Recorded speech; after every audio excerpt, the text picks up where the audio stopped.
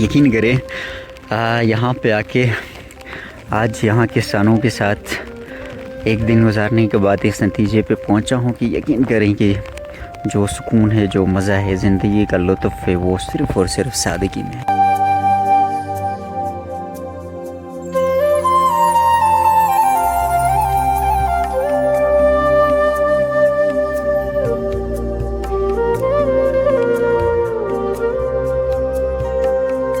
आज गाँव की सरज़मीन ने मुझे बहुत कुछ सिखाया है। मेहनत, सब्र और सादगी।